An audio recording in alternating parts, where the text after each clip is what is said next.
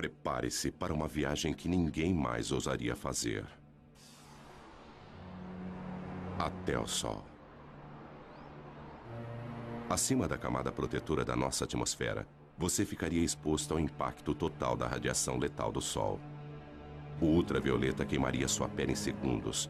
Em seguida, viria o câncer de pele. Depois, a catarata. Suas mãos estariam quentes o bastante para derreter chumbo, mas na sombra seus pés sofreriam um congelamento profundo. Estamos indo para o coração superaquecido do nosso sistema solar.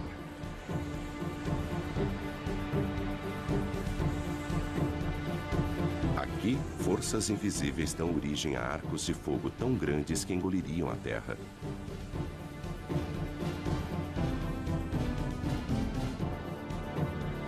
Onde explosões solares alvejam o espaço com jatos de energia pura. Se o nosso planeta Terra estivesse próximo de uma destas, seria vaporizado em segundos. Hastes de hidrogênio quente. Este prato vermelho é invisível para nós na Terra, onde ficamos ofuscados pelo brilho intenso que existe abaixo dele. Aqui, jatos de calor sobem e descem, cada um com o tamanho do Texas e com 1.600 quilômetros de profundidade. E ainda mais abaixo, em seu núcleo, a temperatura é de 17 milhões de graus centígrados. Mas o planeta Terra está à distância certa desse inferno. Enquanto outros planetas são congelados ou escaldantes, nós, a 150 milhões de quilômetros, estamos em uma zona confortável. Um pouco mais perto e os oceanos ferveriam. Mais distante e a Terra seria um deserto gelado. Sem esta usina de energia, em apenas alguns meses estaríamos cobertos de gelo. Nós devemos nossas vidas a esta fúria do Sol.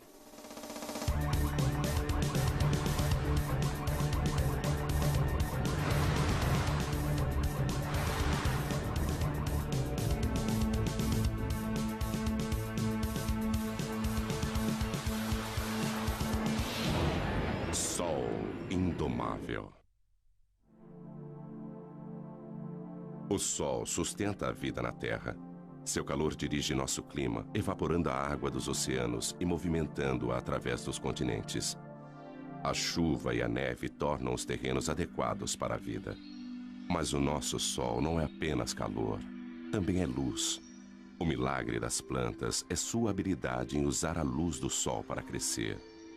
E após crescerem, criam um outro milagre. Através da fotossíntese, as plantas convertem a água e dióxido de carbono em carboidratos, liberando oxigênio. Como as plantas, os animais também aproveitam a energia do Sol. O calor do corpo de todos os animais já foi luz solar. Sem este calor, criaturas como o crocodilo não teriam energia para digerir seus alimentos. Uma câmera de mapeamento térmico mostra as áreas quentes, as protuberâncias nas costas do crocodilo que desenvolveram-se para captar o calor do Sol. Eles absorvem o calor através da pele que o transporta para a corrente sanguínea. Os alimentos apodreceriam no estômago frio de um crocodilo. Nós também gostamos de nos deitar ao sol. E quando fazemos isso, obtemos mais do que apenas um bronzeado. Nossa pele começa a produzir ingredientes para as vitaminas que precisamos para sobreviver, usando reações químicas que são desencadeadas pela energia da luz do Sol. Nós devemos nossas vidas a esta imensa usina de força natural.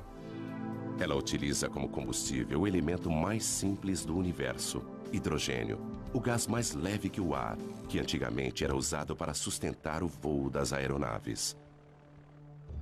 1937, 70 toneladas de hidrogênio impulsionam o Heidelberg sobre Nova Jersey. Mas ocorre uma faísca.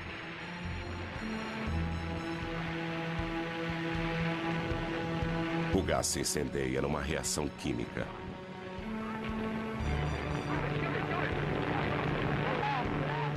Mas o mesmo hidrogênio, através da fusão de uma reação nuclear como a do Sol, arrasaria Nova York.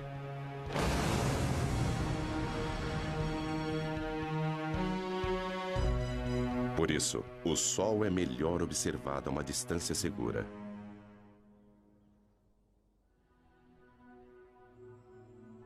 Lago Big Bear Mountain, onde o ar frio e tranquilo não é afetado pelas ondas de calor.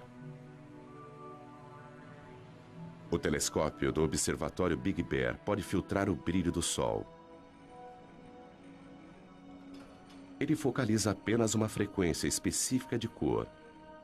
E um novo Sol é revelado.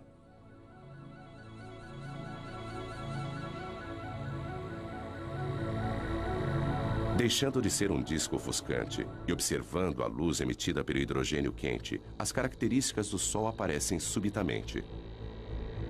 Estas características refletem as variações do Sol, variações que, por sua vez, afetam a nossa Terra. As manchas pequenas e arredondadas são as áreas mais frias, manchas solares que localizam-se em uma superfície abrasadora. Labaredas, fissuras que se abrem, brilhando com mais calor à luz do hidrogênio.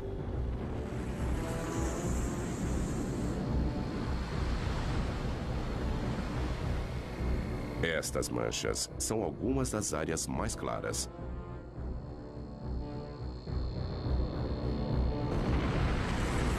Imensos filamentos, arcos de gás erguendo-se acima da superfície.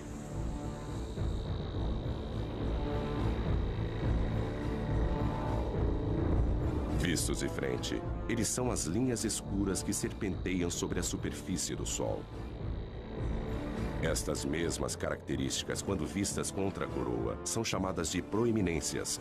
Elas curvam-se para o alto, grandes o bastante para engolir a Terra. Os segredos do Sol são revelados pelo alcance da radiação que ele envia para o espaço. Há muito mais na luz do Sol do que nossos olhos podem ver.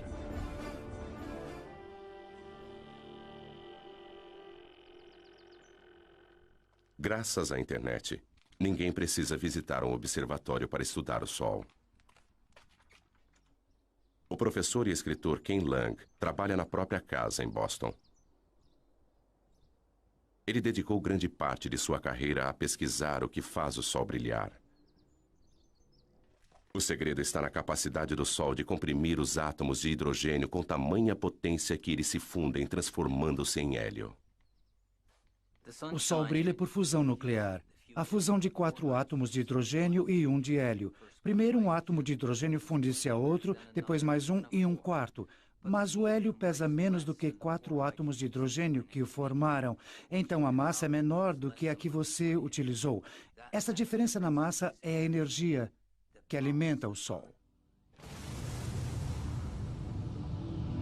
Alguns quilos de matéria transformam-se em energia em uma bomba H. Mas a cada segundo, o Sol libera a mesma energia de 1 milhão de bombas H. Apesar disso, existe uma força que impede que ele se fragmente. A gravidade. Ela é forte o bastante para manter o monstro nuclear sob controle. A gravidade comprime o Sol, fazendo com que ele se aqueça por dentro. As partículas movimentam-se mais rapidamente e a fusão nuclear ocorre a uma taxa mais veloz. Isso gera uma pressão de dentro para fora que faz com que o Sol se expanda e esfrie-se novamente. Mas quando a fusão obriga o Sol a se expandir, a gravidade volta a agir. O núcleo se aquece e a fusão nuclear aumenta. Então o pêndulo fica oscilando entre a gravidade e a fusão. É como um cabo de guerra indo e voltando, mas sem vencedor.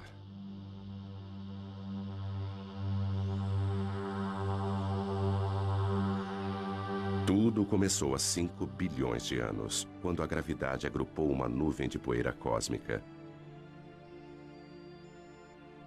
No núcleo, tornando-se mais denso e mais quente, o gás e a poeira fundiram-se. Cometas disparavam na direção do Sol recém-nascido. Hoje, o telescópio espacial Hubble observa o mesmo processo acontecendo em todo o céu.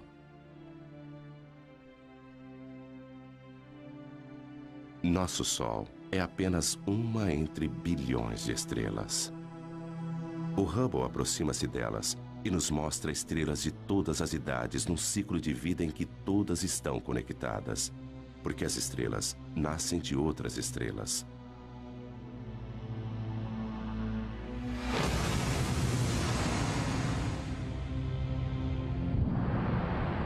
Uma enorme estrela explode e enche o espaço com seus fragmentos. Os vestígios de sua morte unem-se aos destroços de inúmeras outras explosões. Estes resíduos vão se transformar nas sementes de novas estrelas. A nebulosa da Águia, o caldeirão da criação. Nuvens imensas de estrelas mortas há muito tempo. No seu interior, estrelas, planetas, talvez até mesmo vida, tudo isso esperando pela iminência do nascimento.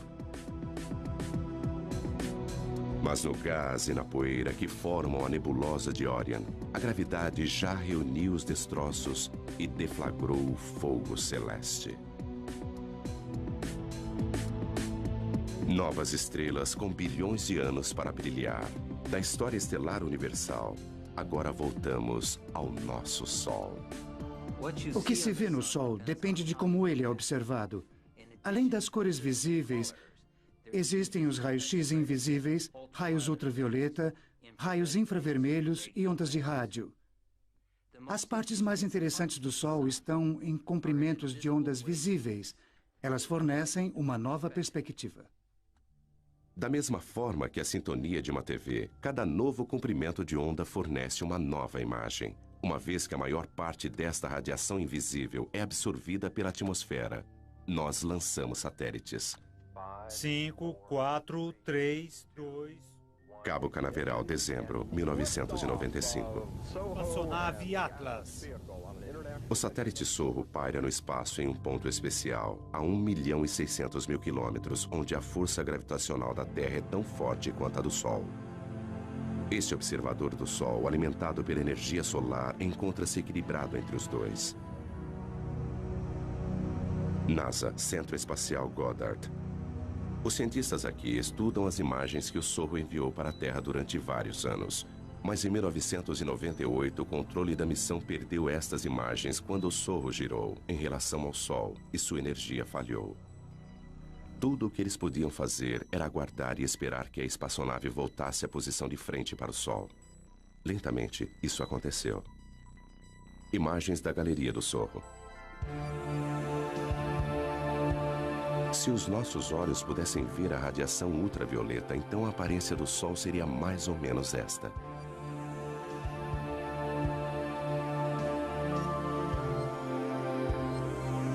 A visão de raio-x mostra manchas brilhantes e quentes. Observando a luz do hélio, uma coroa turbulenta é revelada. Aqui, os gases são movimentados por uma força invisível. Magnetismo é ele que dá forma ao Sol. Os padrões que nós observamos no Sol são os mesmos das linhas dos campos magnéticos em torno de um ímã na Terra. O magnetismo molda, dá forma e comprime tudo o que nós vemos no Sol. Ele energiza explosões potentes.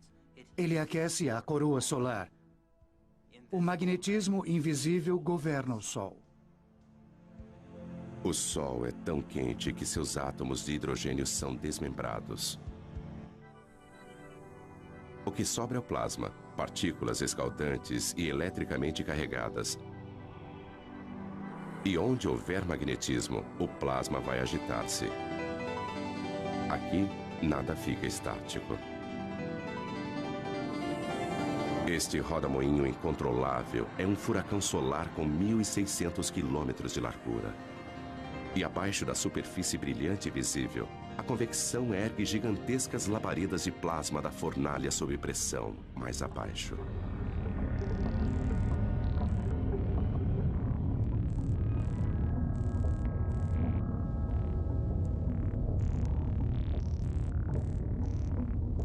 Ainda mais fundo, o plasma abrasador, prisioneiro do campo magnético, serpenteia em rios de fogo.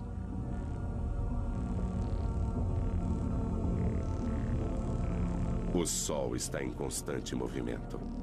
Os mapas mostram que o plasma movimenta-se em velocidades diferentes nas diversas camadas. O vermelho é mais rápido, o azul é mais lento. As partículas elétricas giram em redemoinho dentro do Sol. Mais depressa no Equador, mais lentamente nos polos. E essa diferença de movimento produz o magnetismo do Sol. Isso pode ser estudado com o telescópio McMath.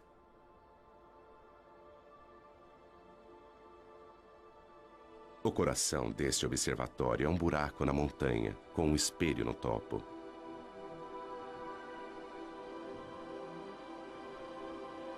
Don Jennings veio aqui para estudar o magnetismo do Sol. Apesar dele jamais alcançar a Terra, isso não vai impedi-lo.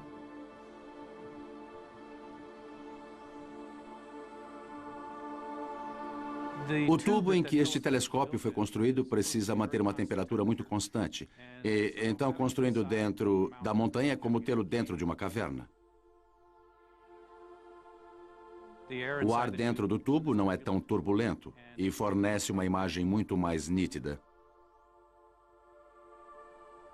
Ele tem um espelho no alto que capta os raios de sol e os envia a 90 metros de profundidade pela lateral da montanha até outro espelho que recebe o raio e o focaliza, formando uma imagem exatamente onde nós temos nossos instrumentos preparados.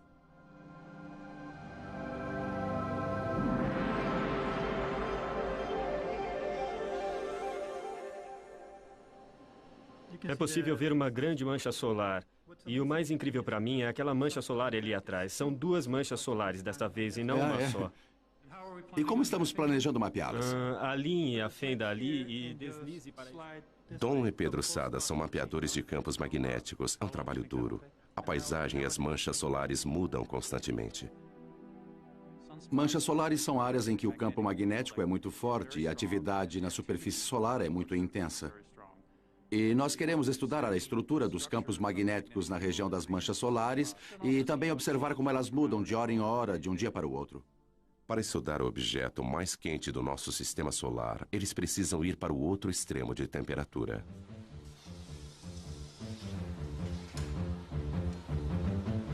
Nós precisamos encher nossos instrumentos com hélio líquido e nitrogênio líquido porque há um sensor dentro deles que precisa ser mantido a apenas alguns graus acima do zero absoluto a fim de operar corretamente. O que se vê aqui é um pouco do hélio saindo e formando vapor d'água no ar.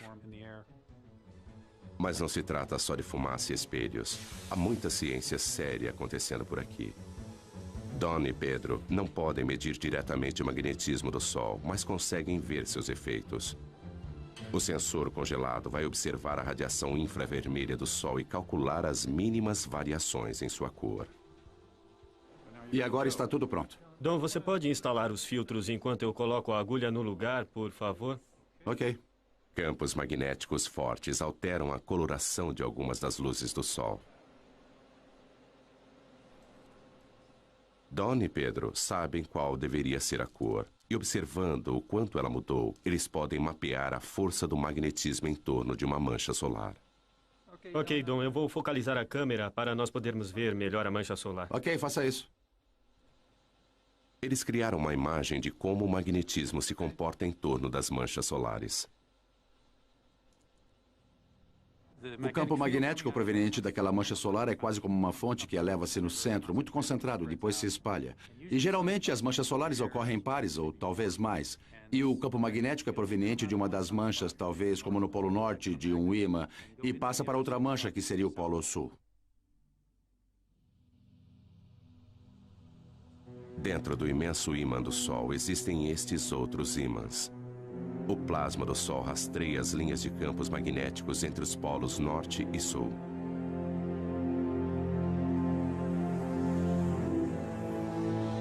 Quando o Sol fica mais ativo, o magnetismo é mais complexo. Então, a superfície é transformada em um tapete de agitação magnética. É isso que acarreta o surgimento de mais manchas solares. As manchas solares parecem escuras porque são mais frias do que o resto do Sol. As manchas formam-se onde o magnetismo é mais forte. O campo de força invisível desvia o calor em ascensão daquelas partes da superfície, tornando-as mais frias.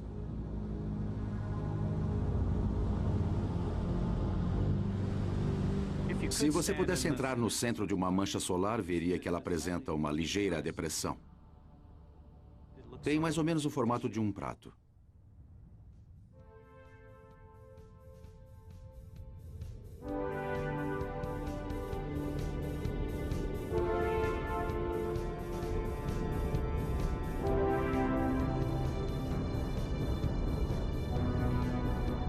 As linhas do campo magnético do Sol estendem-se para o espaço. Às vezes, elas são delineadas por seus gases aquecidos e formam enormes arcos.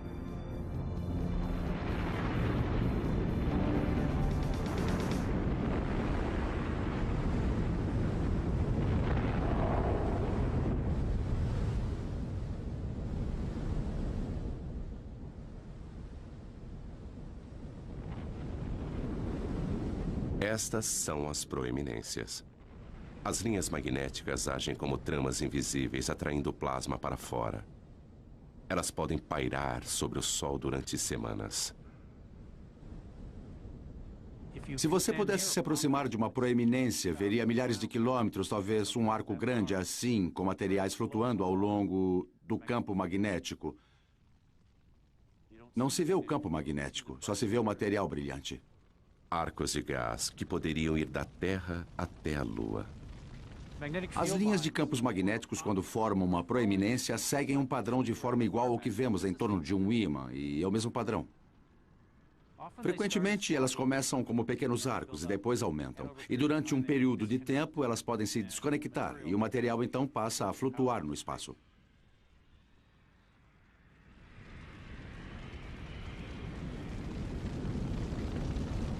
Um imenso estilingue solar lança longe milhões de toneladas de partículas.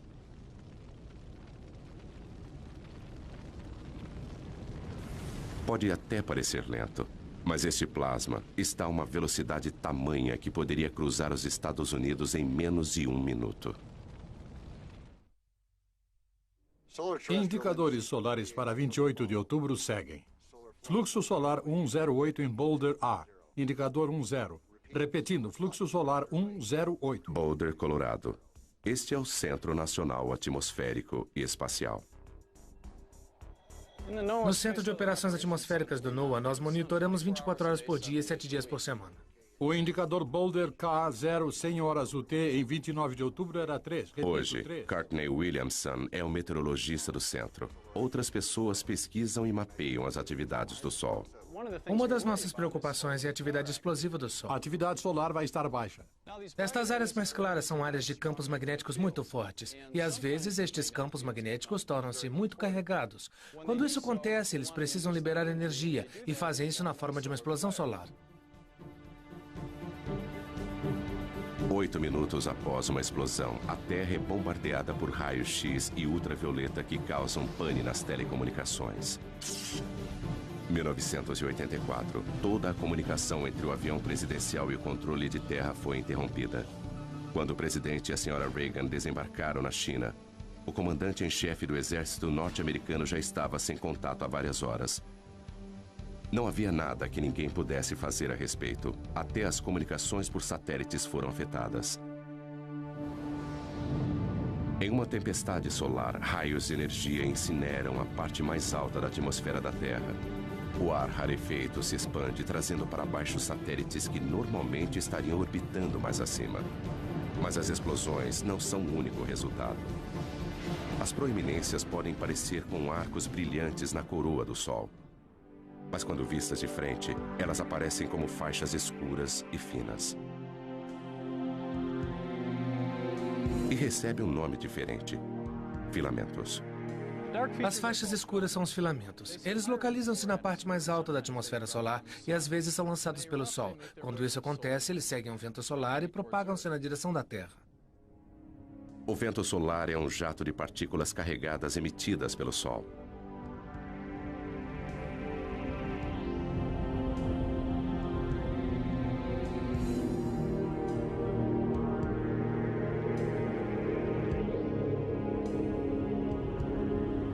Nossa estrela sofre constantes explosões, enviando milhões de toneladas de elétrons e prótons para o espaço a cada segundo.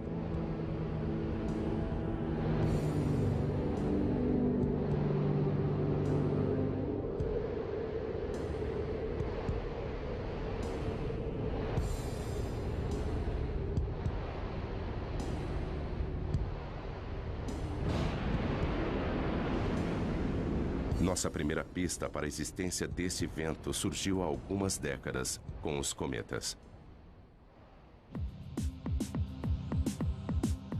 1986, cometa Halley. Atingidos pelo calor do Sol, seu gelo e poeira cósmica evaporam. 10 anos depois, o cometa Hale-Bopp, visto com duas caudas. Uma delas, um rastro amarelado de poeira e detritos que cobrem a trajetória do cometa. A outra cauda é de um azul elétrico. É gás brilhante, são partículas carregadas e, como uma biruta, movimenta-se na direção daquele vento solar. Esta cauda sempre aponta para a direção contrária ao Sol. Mas existem maneiras melhores do que cometas para ver o vento solar no espaço.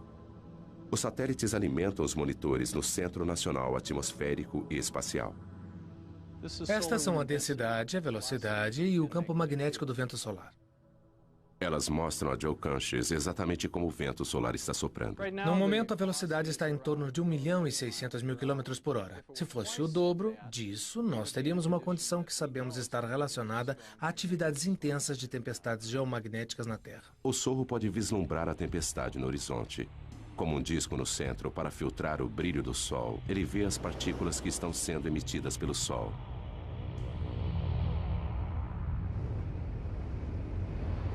Elas atingem o sensor da câmera e faiscam.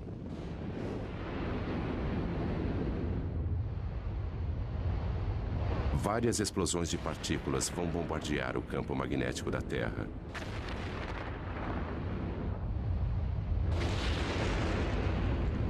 Isso tem um preço, às vezes com consequências devastadoras para o planeta.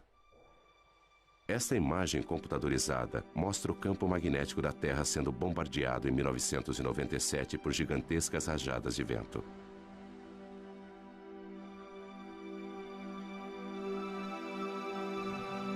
O campo magnético normalmente calmo, mostrado aqui em cinza, sacode violentamente conforme as ondas de partículas o atingem. Tempestades como estas podem derrubar nossas centrais de energia elétrica. As mudanças bruscas no campo magnético agem como um dínamo, gerando eletricidade nos cabos de alta tensão. Os circuitos falham ou queimam. Quebec, 1989. Esta manhã, 6 milhões de pessoas em toda Quebec acordaram na escuridão.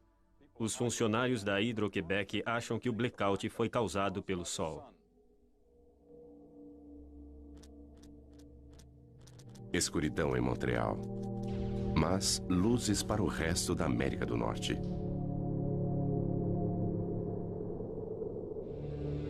As partículas que derrubaram energia em Quebec alcançaram a Terra e produziram a aurora boreal e austral.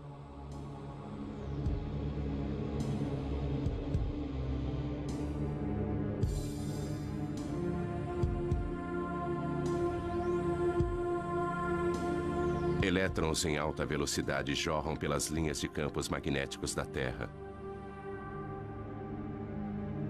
Como a eletricidade que faz brilhar uma lâmpada de neon, eles colidem com o oxigênio da nossa atmosfera e brilham.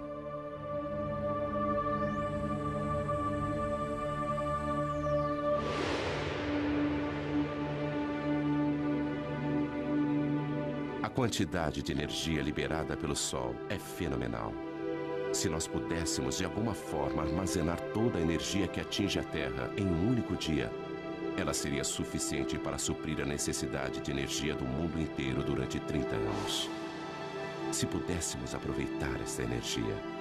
Quando se trata de energia solar, Dave Reeves sabe que é preciso pensar grande. Barstow, Califórnia. Bem, estamos na maior usina de energia solar do mundo. Dave tem mais de 1 milhão de metros quadrados de refletores. Nós produzimos energia suficiente aqui, na média, para cerca de 50 mil casas. Em seus gigantescos campos na Califórnia, apesar de não cultivar nada, ele ainda consegue ter uma colheita. Estamos recolhendo a energia do Sol, concentrando-a com esses refletores em forma de parabólica para um tubo central, onde temos um fluido que aquece e depois transporta esta energia em forma de calor para conversores de calor que a transformam em vapor.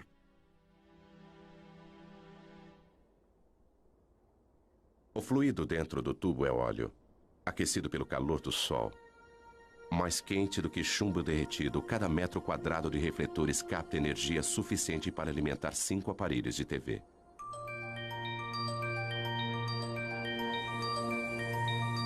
Da luz do Sol, as luzes elétricas.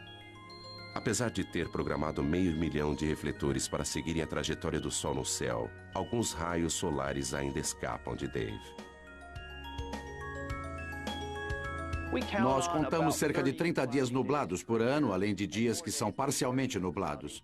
Mas isso ainda nos deixa uma grande maioria de dias claros e ensolarados.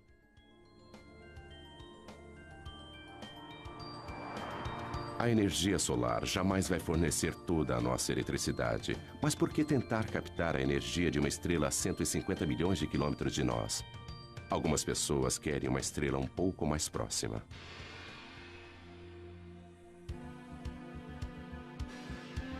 General Atomics, San Diego. Bem-vindos à fábrica de estrelas.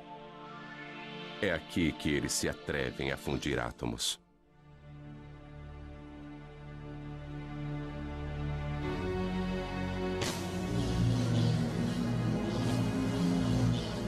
Em um certo sentido, nós somos como uma mini fábrica de estrelas. Nós produzimos algumas coisas muito quentes aqui, muito mais quentes do que qualquer outra coisa na Terra.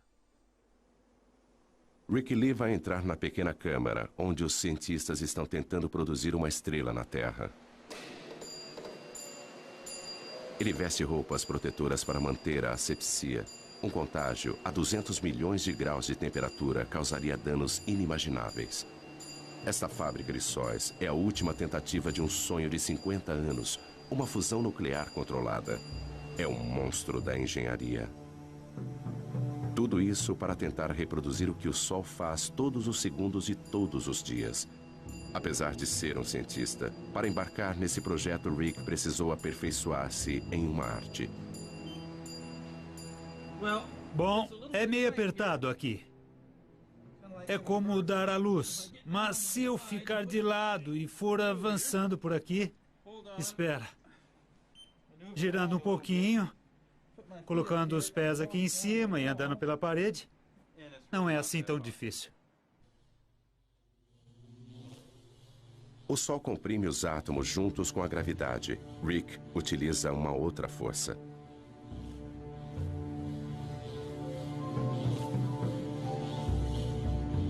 Usaremos campos magnéticos muito fortes para comprimir estas partículas. Tempo suficiente para se fundirem. Até podemos pensar nisso como uma garrafa magnética.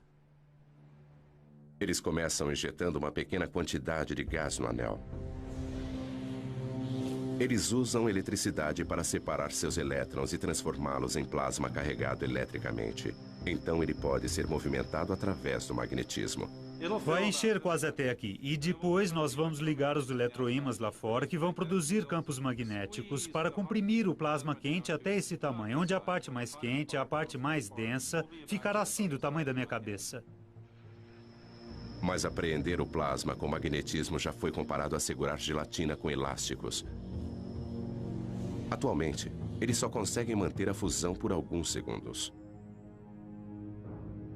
É incrivelmente sedutor criar um Sol na Terra, porque o combustível, hidrogênio pesado, é barato. É uma variedade de hidrogênio que ocorre naturalmente na água do mar. Controlando a fusão, esta seria uma fonte barata de energia para as gerações futuras. Eclipse no Caribe. Uma coincidência cósmica. A Lua está com o tamanho e a distância perfeitas para encobrir o disco brilhante do Sol. Somente quando o Sol estiver completamente eclipsado é que será seguro retirar esses óculos especiais. Então, será possível observar a camada externa e secreta do Sol, a coroa. Apesar de estar 3/4 encoberto, ainda é dia claro.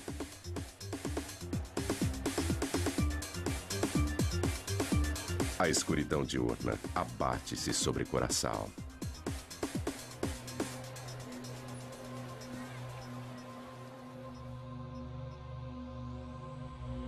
A lua devora as últimas porções do sol. Falta pouco.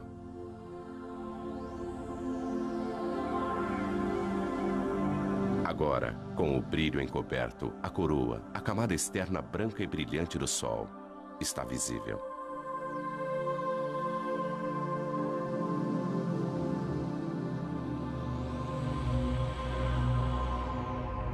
Surgindo acima do Sol, um pontinho de luz.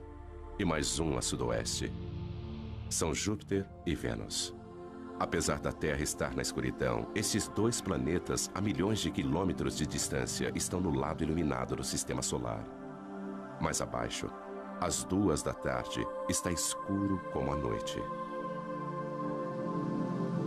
Imagens de um outro eclipse. Nem todos os campos magnéticos são arcos fechados. Alguns estendem-se para fora e a coroa os segue em raios. As linhas magnéticas lançam-se para o espaço e às vezes é possível ver uma proeminência.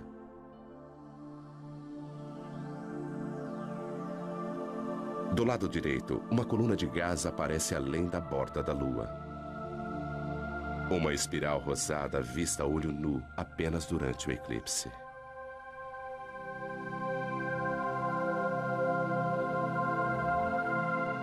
Mas o eclipse no Caribe termina em apenas alguns minutos. É como um anel de diamante, quando os primeiros raios do Sol incidem sobre os vales da Lua. Os cientistas gostariam de ver a coroa todos os dias, mas os eclipses são raros e difíceis de acompanhar. Então eles os produzem. Há 70 anos, neste belo observatório francês, eles tiveram a ideia de colocar um pequeno disco na frente do telescópio a fim de criar um eclipse mesmo com o Sol brilhando.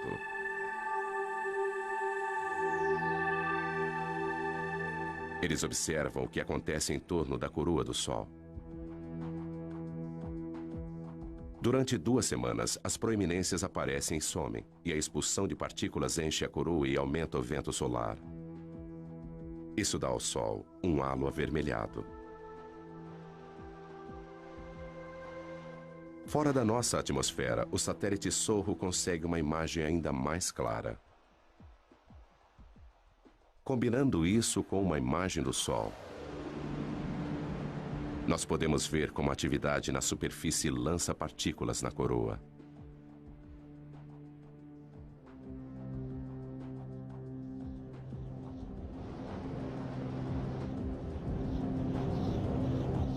Mas a radiação e os ventos não são as únicas coisas que o Sol emite. Partículas minúsculas, os neutrinos, jorram do cerne nuclear. Um subproduto da fusão. Eles são como o resíduo do escapamento de um carro, que podem nos indicar como o motor nuclear está funcionando. Sudbury, Ontário. O Observatório de Neutrinos Solares. Durante 3 anos, a mais de 1,5 km de profundidade, eles escavaram uma imensa caverna com 10 andares de altura. O coração do detector, onde eles esperam capturar alguns neutrinos, é um gigantesco tanque de água. Se nossos olhos pudessem ver os neutrinos, eles choveriam com mais violência do que a pior nevasca imaginável. Nada entra em seu caminho. Atravessar 2.000 metros de rocha não é nada para essas partículas.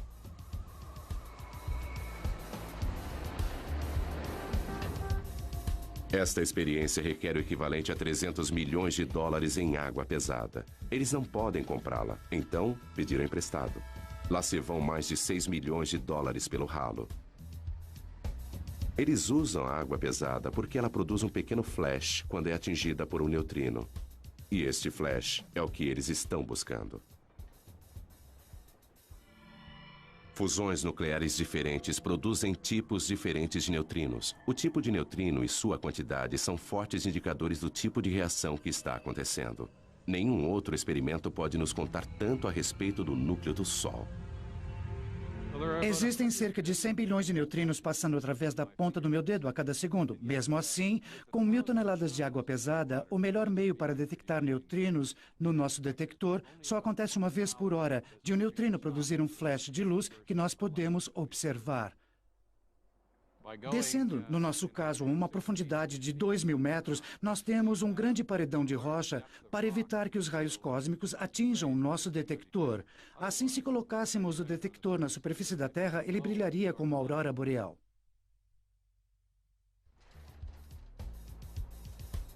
O caçador de neutrinos Duncan Hepburn trabalha em um observatório solar onde o Sol nunca brilha.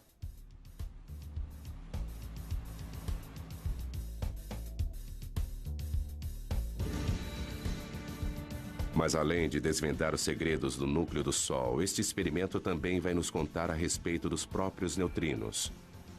Com este conhecimento, estaremos no caminho para saber o destino final do cosmos. O observatório de neutrinos precisa ser um lugar extremamente limpo. Tudo no mundo é radioativo, em certo grau, em níveis baixos. E a nossa defesa é manter o lugar extremamente limpo para que não caia nenhuma poeira no detector. Este laboratório subterrâneo é mais limpo do que uma sala de cirurgia. Duncan precisa se higienizar. Todo mundo que entra toma um banho. O mecanismo básico para detectar um neutrino é: ele vem do Sol, através de nossa Terra, para dentro da água pesada. Água pesada, mas os átomos de hidrogênio desta água têm um nêutron extra. Esse nêutron é o alvo. Quando é atingido por um neutrino, uma partícula de alta velocidade é liberada. Pense nisso como um jogo de bilhar e de repente nós veríamos uma bola correndo muito rápido. Ele produz um cone de luz azul. Portanto, em torno do tanque de água pesada, colocamos 10.000 sensores de luz que estão sintonizados para captar esta luz azul e contar sua incidência.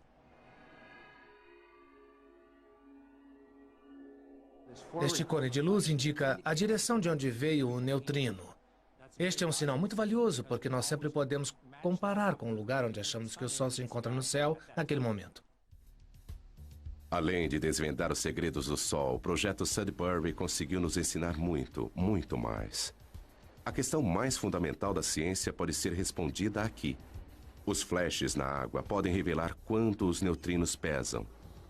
Sabendo disso, podemos prever o futuro do universo.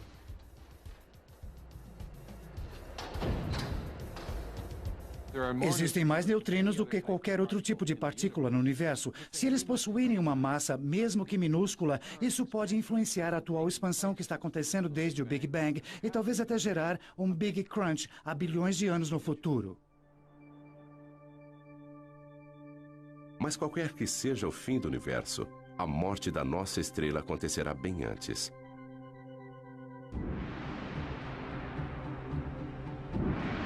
Em 3 bilhões de anos, qualquer vida terrestre estará condenada ao crematório. O Sol perderá seu equilíbrio e o pêndulo vai se alternar entre a fusão e a gravidade. O hidrogênio remanescente vai aflorar e explodir para fora, enquanto o núcleo de hélio vai brilhar muito mais do que o hidrogênio jamais brilhou.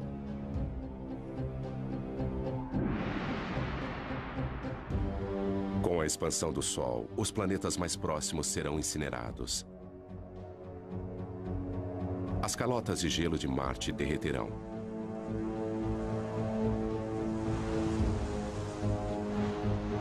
O Sol, maior, mas não tão pesado, perderá sua atração sobre os planetas e eles se afastarão.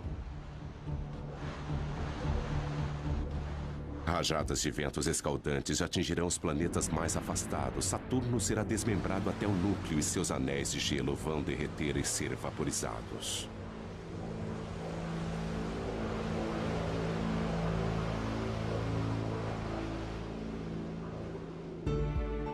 Antigo gigante, Júpiter agora parece modesto, encoberto por sua lua Europa, cuja calota de gelo derreteu e transformou-se em oceanos.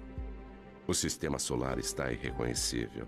O Sol consome a si mesmo agora, tornando-se uma anã branca, alimentando-se das cinzas elementares das fusões anteriores. Em sua fase final, ele lança imensos jatos de poeira cósmica e os resíduos de sua morte alcançam muito além de seus antigos planetas. A ampulheta esgotou-se para o sistema solar. O Sol, que nutria e proporcionava vida para seus filhos, agora os devora. E ele lança suas cinzas ao vento cósmico para que sejam reunidas em nuvens e depois formar novas estrelas, novos planetas e talvez nova vida.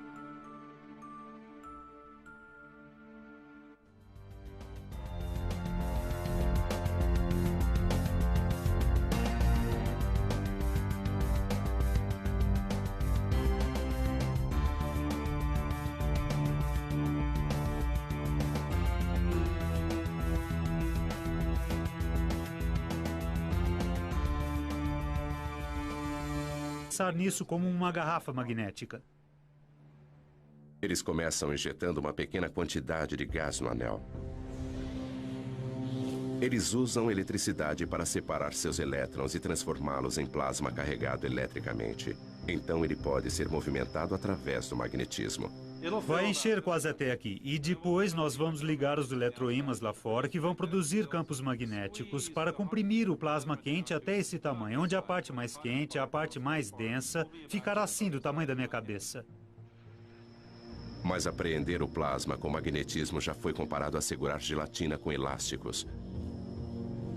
Atualmente, eles só conseguem manter a fusão por alguns segundos. É incrivelmente sedutor criar um sol na Terra, porque o combustível, hidrogênio pesado, é barato.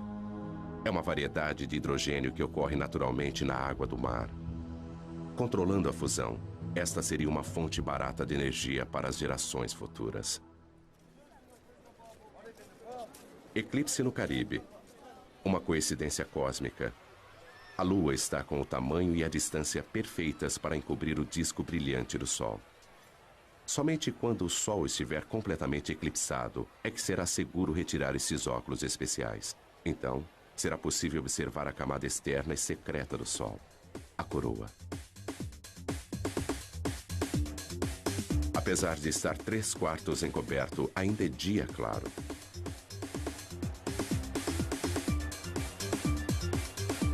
A escuridão diurna abate-se sobre Curaçao.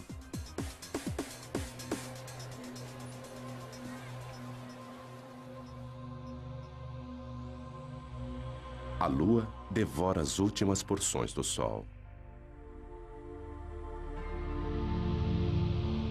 Falta pouco.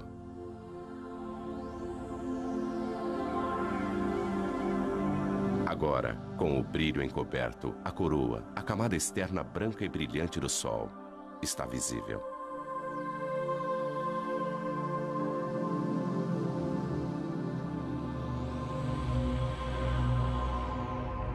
Surgindo acima do Sol, um pontinho de luz. E mais um a sudoeste. São Júpiter e Vênus. Apesar da Terra estar na escuridão, esses dois planetas, a milhões de quilômetros de distância, estão no lado iluminado do Sistema Solar. Mais abaixo, às 2 da tarde, está escuro como a noite. Imagens de um outro eclipse.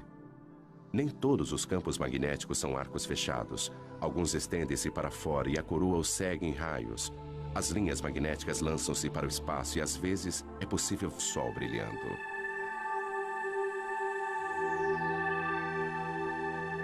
Eles observam o que acontece em torno da coroa do Sol.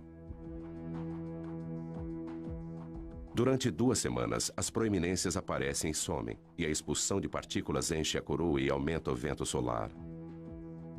Isso dá ao Sol um halo avermelhado. Fora da nossa atmosfera, o satélite Sorro consegue uma imagem ainda mais clara. Combinando isso com uma imagem do Sol, nós podemos ver como a atividade na superfície lança partículas na coroa.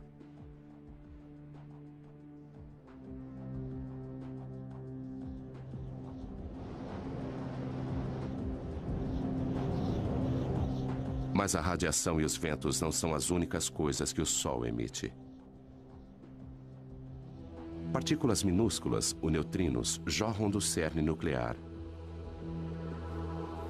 Um subproduto da fusão. Eles são como o resíduo do escapamento de um carro, que podem nos indicar como o motor nuclear está funcionando. Sudbury, Ontário. O Observatório de Neutrinos Solares. Durante 3 anos, a mais de 1,5 km de profundidade, eles escavaram uma imensa caverna com 10 andares de altura. O coração do detector, onde eles esperam capturar alguns neutrinos, é um gigantesco tanque de água. Se nossos olhos pudessem ver os neutrinos, eles choveriam com mais violência do que a pior nevasca imaginável. Nada entra em seu caminho. Atravessar 2.000 metros de rocha não é nada para essas partículas.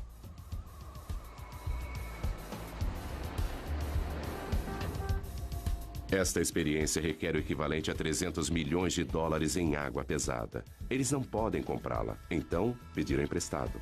Lá se vão mais de 6 milhões de dólares pelo ralo. Eles usam a água pesada porque ela produz um pequeno flash quando é atingida por um neutrino. E este flash é o que eles estão buscando.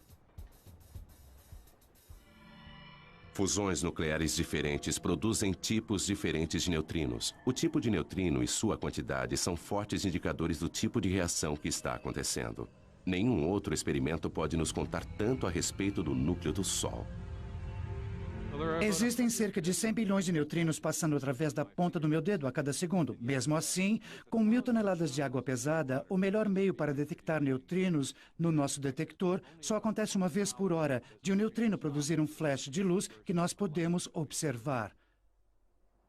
Descendo, no nosso caso, a uma profundidade de 2.000 metros, nós... Ser toda a nossa eletricidade. Mas por que tentar captar a energia de uma estrela a 150 milhões de quilômetros de nós?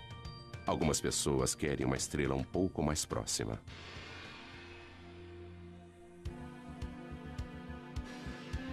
General Atomics, San Diego.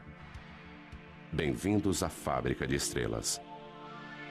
É aqui que eles se atrevem a fundir átomos.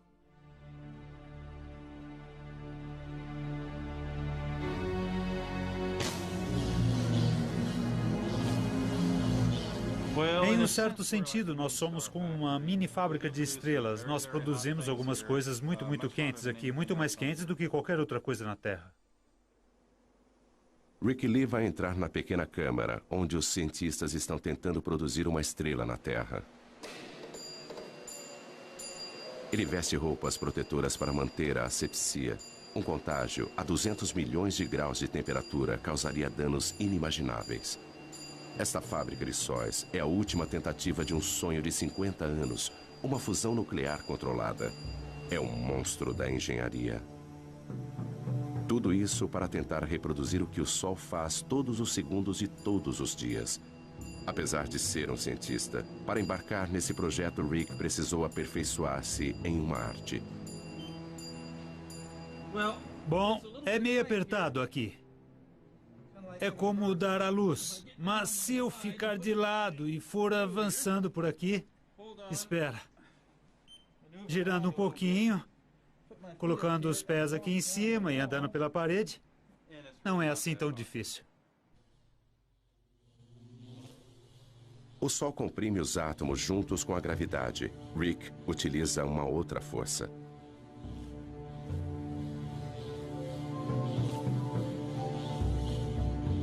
Usaremos campos magnéticos muito fortes para comprimir estas partículas. Tempo suficiente para se fundirem. Até podemos pensar nisso como uma garrafa magnética. Eles começam injetando uma pequena quantidade de gás no anel. Eles usam eletricidade para separar seus elétrons e transformá-los em plasma carregado eletricamente. Então ele pode ser movimentado através do magnetismo. Vai encher quase até aqui. E depois nós vamos ligar os eletroímãs lá fora que vão produzir campos magnéticos para comprimir o plasma quente até esse tamanho, onde a parte mais quente, a parte mais densa, ficará assim do tamanho da minha cabeça. Mas apreender o plasma com magnetismo já foi comparado a segurar gelatina com elásticos. Atualmente, eles só conseguem manter a fusão por alguns segundos. É incrivelmente sedutor criar um sol na Terra, porque eu... Prepare-se para uma viagem que ninguém mais ousaria fazer. Até o Sol. Acima da camada protetora da nossa atmosfera, você ficaria exposto ao impacto total da radiação letal do Sol. O ultravioleta queimaria sua pele em segundos. Em seguida, viria o câncer de pele. Depois, a catarata. Suas mãos estariam quentes o bastante para derreter chumbo, mas na sombra seus pés sofreriam um congelamento profundo. Estamos indo para o coração superaquecido do nosso sistema solar.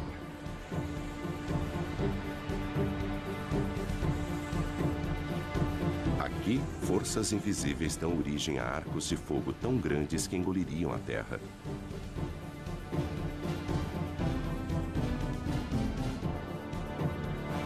Onde explosões solares alvejam o espaço com jatos de energia pura. Se o nosso planeta Terra estivesse próximo de uma destas, seria vaporizado em segundos. Hastes de hidrogênio quente. Este prado vermelho é invisível para nós na Terra, onde ficamos ofuscados pelo brilho intenso que existe abaixo dele. Aqui, jatos de calor sobem e descem, cada um com o tamanho do Texas e com 1.600 quilômetros de profundidade. E ainda mais abaixo, em seu núcleo, a temperatura é de 17 milhões de graus centígrados. Mas o planeta Terra está à distância certa desse inferno. Enquanto outros planetas são congelados ou escaldantes, nós, a 150 milhões de quilômetros, estamos em uma zona confortável. Um pouco mais perto e os oceanos ferveriam. Mais distante e a Terra seria um deserto gelado. Sem esta usina de energia, em apenas alguns meses estaríamos cobertos de gelo. Nós devemos nossas vidas a esta fúria do Sol.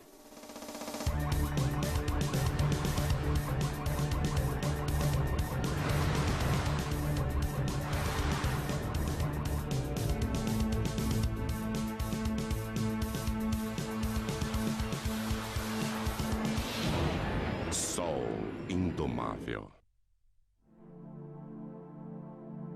O Sol sustenta a vida na Terra. Seu calor dirige nosso clima, evaporando a água dos oceanos e movimentando-a através dos continentes. A chuva e a neve tornam os terrenos adequados para a vida. Mas o nosso Sol não é apenas calor, também é luz. O milagre das plantas é suas invisíveis dão origem a arcos de fogo tão grandes que engoliriam a Terra.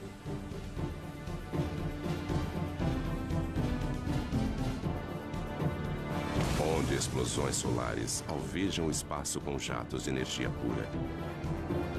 Se o nosso planeta Terra estivesse próximo de uma destas, seria vaporizado em segundos. Hastes de hidrogênio quente. Este prado vermelho é invisível para nós na Terra, onde ficamos ofuscados pelo brilho intenso que existe abaixo dele. Aqui, jatos de calor sobem e descem, cada um com o tamanho do Texas e com 1.600 quilômetros de profundidade. E ainda mais abaixo, em seu núcleo, a temperatura é de 17 milhões de graus centígrados. Mas o planeta Terra está à distância certa desse inferno. Enquanto outros planetas são congelados ou escaldantes, nós, a 150 milhões de quilômetros, estamos em uma zona confortável. Um pouco mais perto e os oceanos ferveriam. Mais distante e a Terra seria um deserto gelado. Sem esta usina de energia, em apenas alguns meses estaríamos cobertos de gelo. Nós devemos nossas vidas a esta fúria do Sol.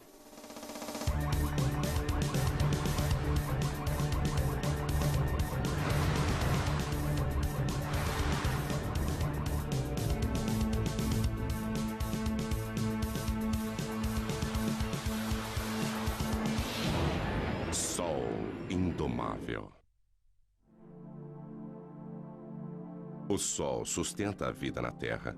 Seu calor dirige nosso clima, evaporando a água dos oceanos e movimentando-a através dos continentes. A chuva e a neve tornam os terrenos adequados para a vida.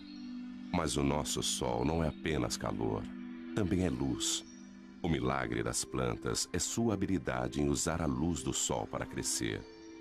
E após crescerem, criam um outro milagre. Através da fotossíntese, as plantas convertem a água e dióxido de carbono em carboidratos, liberando oxigênio. Como as plantas, os animais também aproveitam a energia do Sol. O calor do corpo de todos os animais já foi luz solar. Sem este calor, criaturas como o crocodilo não teriam energia para digerir seus alimentos. Uma câmera de mapeamento térmico mostra as áreas quentes, as protuberâncias nas costas do crocodilo que desenvolveram-se para captar o calor do sol. Eles absorvem o calor através da pele, que o transporta para a corrente sanguínea. Os alimentos apodreceriam no estômago frio de um crocodilo. Nós entrar na pequena câmara, onde os cientistas estão tentando produzir uma estrela na Terra. Ele veste roupas protetoras para manter a asepsia. Um contágio a 200 milhões de graus de temperatura causaria danos inimagináveis. Esta fábrica de sóis é a última tentativa de um sonho de 50 anos, uma fusão nuclear controlada. É um monstro da engenharia. Tudo isso para tentar reproduzir o que o Sol faz todos os segundos e todos os dias. Apesar de ser um cientista, para embarcar nesse projeto, Rick precisou aperfeiçoar-se em uma arte. Bom, é meio apertado aqui. É como dar à luz. Mas se eu ficar de lado e for avançando por aqui... Espera. Girando um pouquinho, colocando os pés aqui em cima e andando pela parede. Não é assim tão difícil. O Sol comprime os átomos juntos com a gravidade. Rick utiliza uma outra força.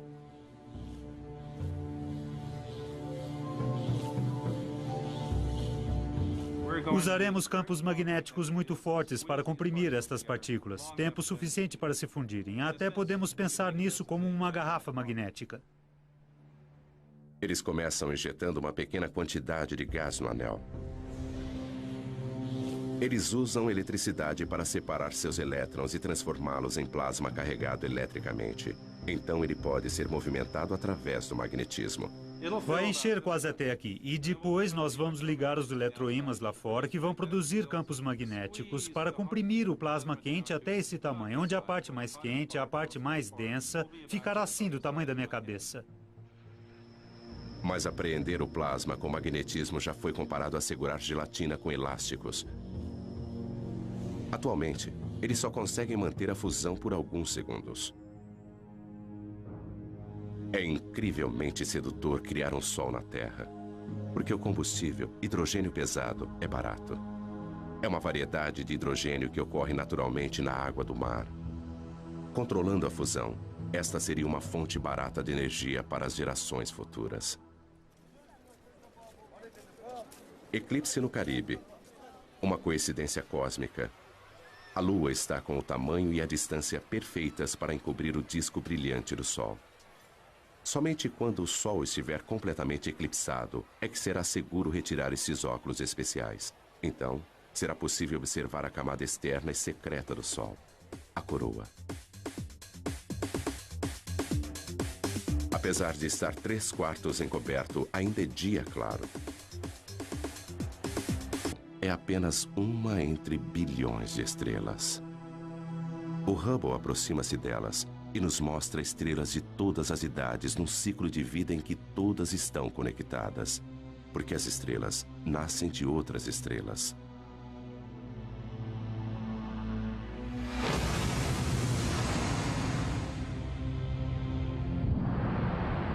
Uma enorme estrela explode e enche o espaço com seus fragmentos. Os vestígios de sua morte unem-se aos destroços de inúmeras outras explosões. Estes resíduos vão se transformar nas sementes de novas estrelas. A nebulosa da Águia, o caldeirão da criação. Nuvens imensas de estrelas mortas há muito tempo. No seu interior, estrelas planetas, talvez até mesmo vida. Tudo isso esperando pela iminência do nascimento. Mas no gás e na poeira que formam a nebulosa de Orion, a gravidade já reuniu os destroços e deflagrou o fogo celeste. Novas estrelas com bilhões de anos para brilhar. Da história estelar universal, agora voltamos ao nosso Sol. O que se vê no Sol depende de como ele é observado. Além das cores visíveis, existem os raios-x invisíveis, raios ultravioleta, raios infravermelhos e ondas de rádio. As partes mais interessantes do Sol estão em comprimentos de ondas visíveis. Elas fornecem uma nova perspectiva. Da mesma forma que a sintonia de uma TV, cada novo comprimento de onda fornece uma nova imagem, uma vez que a maior parte desta radiação invisível é absorvida pela atmosfera. Nós lançamos satélites. 5, 4, 3, 2... Cabo Canaveral, dezembro, 1995. Espaçonave Atlas. O satélite Sorro paira no espaço em um ponto especial, a 1.600.000 quilômetros, onde a força gravitacional da Terra é tão forte quanto a do Sol. Este observador do Sol, alimentado pela energia solar, encontra-se equilibrado entre os dois. NASA, Centro Espacial Goddard. Os cientistas aqui estudam as imagens que o Sorro enviou para a Terra durante vários anos. Mas em 1998, o controle da missão perdeu estas imagens quando o Sorro girou em relação ao Sol e sua energia falhou. Tudo o que eles podiam fazer era aguardar e esperar que a espaçonave voltasse à posição de frente para o Sol. Lentamente, isso aconteceu. Imagens da galeria do Sorro. Se os nossos olhos pudessem ver espacial. No Centro de Operações Atmosféricas do NOAA, nós monitoramos 24 horas por dia e 7 dias por semana. O indicador Boulder K0 100 horas UT em 29 de outubro era 3. Repito, Hoje, 3. Courtney Williamson é o meteorologista do centro. Outras pessoas pesquisam e mapeiam as atividades do Sol. Uma das nossas preocupações é a atividade explosiva do Sol. A atividade solar vai estar baixa. Estas áreas mais claras são áreas de campos magnéticos muito fortes. E às vezes estes campos magnéticos tornam-se muito carregados. Quando isso acontece, eles precisam liberar energia e fazem isso na forma de uma explosão solar. 8 minutos após uma explosão, a Terra é bombardeada por raios X e ultravioleta que causam pane nas telecomunicações. 1984, toda a comunicação entre o avião presidencial e o controle de terra foi interrompida. Quando o presidente e a senhora Reagan desembarcaram na China, o comandante em chefe do exército norte-americano já estava sem contato há várias horas. Não havia nada que ninguém pudesse fazer a respeito. Até as comunicações por satélites foram afetadas. Em uma tempestade solar, raios de energia incineram a parte mais alta da atmosfera da Terra. O ar rarefeito se expande, trazendo para baixo satélites que normalmente estariam orbitando mais acima. Mas as explosões não são o único resultado. As proeminências podem parecer com arcos brilhantes na coroa do Sol. Mas quando vistas de frente, elas aparecem como faixas escuras e finas. E recebe um nome diferente: filamentos. As faixas escuras são os filamentos. Eles localizam-se na parte mais alta da atmosfera solar e às vezes são lançados pelo Sol. Quando isso acontece, eles seguem um vento solar e propagam-se na direção da Terra. O vento solar é um jato de partículas carregadas emitidas pelo Sol.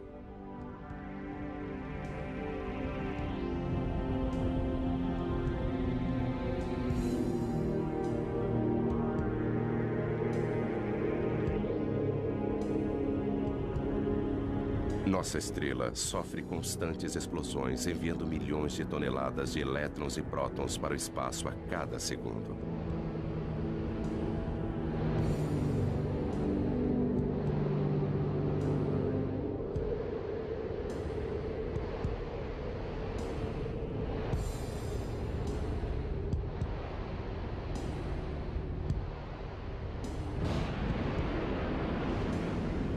Nossa primeira pista para a existência desse vento surgiu há algumas décadas com os cometas. 1986, cometa Halley. Atingidos pelo calor do Sol, viria o câncer de pele. Depois, a catarata. Suas mãos estariam quentes o bastante para derreter chumbo, mas na sombra seus pés sofreriam um congelamento profundo. Estamos indo para o coração superaquecido do nosso sistema solar.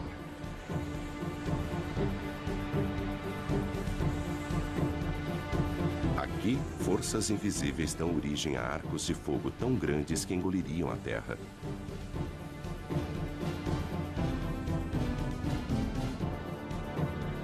Onde explosões solares alvejam o espaço com jatos de energia pura. Se o nosso planeta Terra estivesse próximo de uma destas, seria vaporizado em segundos. Hastes de hidrogênio quente. Este prado vermelho é invisível para nós na Terra, onde ficamos ofuscados pelo brilho intenso que existe abaixo dele. Aqui, jatos de calor sobem e descem, cada um com o tamanho do Texas e com 1.600 quilômetros de profundidade. E ainda mais abaixo, em seu núcleo, a temperatura é de 17 milhões de graus centígrados. Mas o planeta Terra está à distância certa desse inferno. Enquanto outros planetas são congelados ou escaldantes, nós, a 150 milhões de quilômetros, estamos em uma zona confortável. Um pouco mais perto e os oceanos ferveriam. Mais distante e a Terra seria um deserto gelado. Sem esta usina de energia, em apenas alguns meses estaríamos cobertos de gelo. Nós devemos nossas vidas a esta fúria do Sol.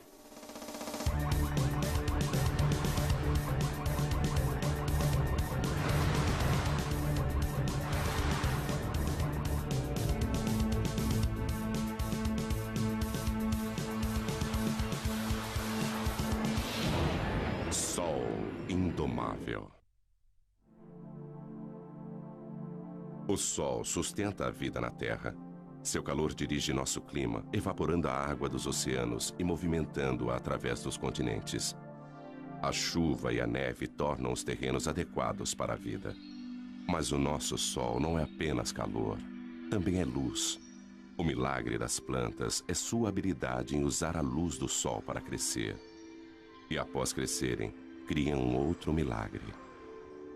Através da fotossíntese, as plantas convertem a água e dióxido de carbono em carboidratos, liberando oxigênio.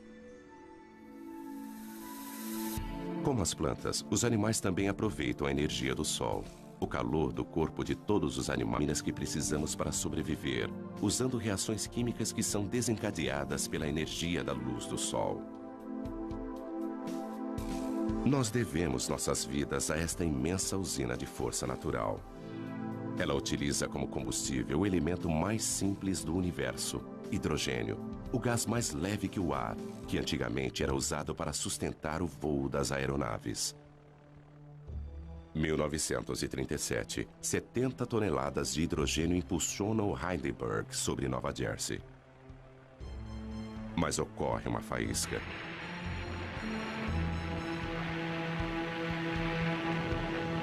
O gás se incendeia numa reação química.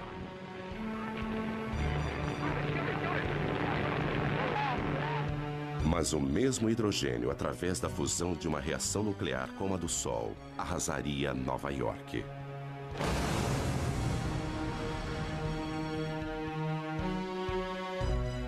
Por isso, o Sol é melhor observado a uma distância segura.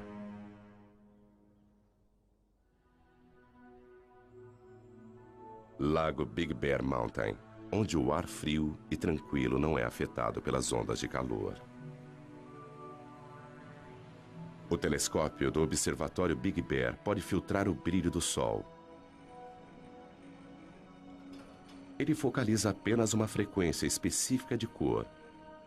E um novo Sol é revelado.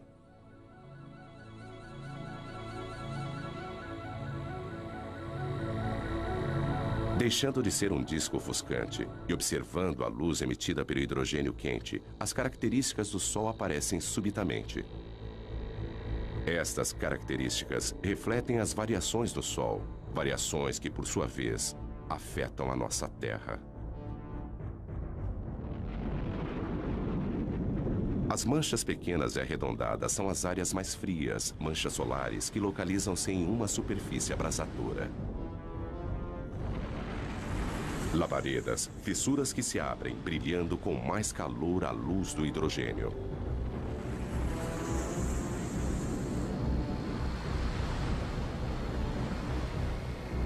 Estas manchas são algumas das áreas mais claras.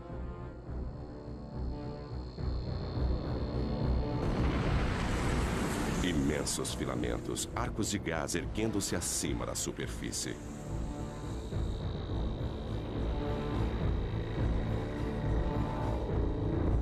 Vistos de frente, eles são as linhas escuras que serpenteiam sobre a superfície do Sol. Estas mesmas características, quando vistas contra a coroa, são chamadas de proeminências. É revelado.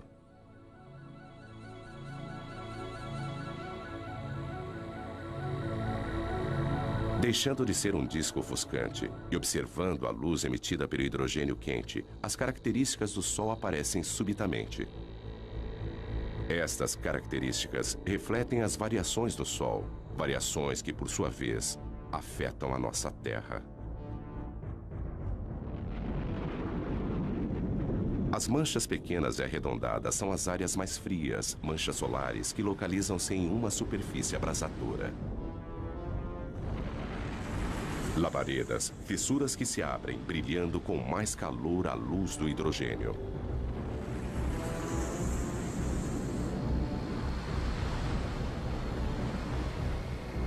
Estas manchas são algumas das áreas mais claras.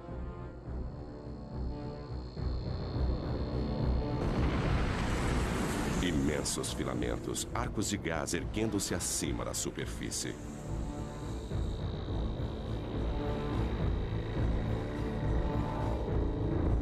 Vistos de frente, eles são as linhas escuras que serpenteiam sobre a superfície do Sol. Estas mesmas características, quando vistas contra a coroa, são chamadas de proeminências. Elas curvam-se para o alto, grandes o bastante para engolir a Terra. Os segredos do Sol são revelados pelo alcance da radiação que ele envia para o espaço. Há muito mais na luz do Sol do que nossos olhos podem ver.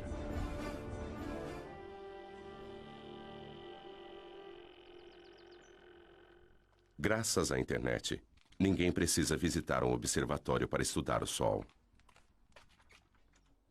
O professor e escritor Ken Lang trabalha na própria casa em Boston. Ele dedicou grande parte de sua carreira a pesquisar o que faz o Sol brilhar.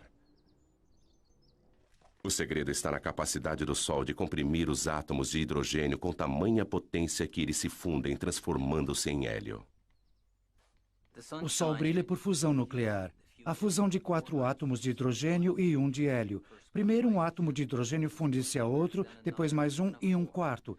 Mas o hélio pesa menos do que 4 átomos de hidrogênio que o formaram. Então a massa é menor do que a que você utilizou. Essa diferença na massa é a energia que alimenta o Sol. Alguns quilos de matéria transformam-se em energia em uma bomba H. Mas a cada segundo, o Sol libera a mesma energia de 1 milhão de bombas H.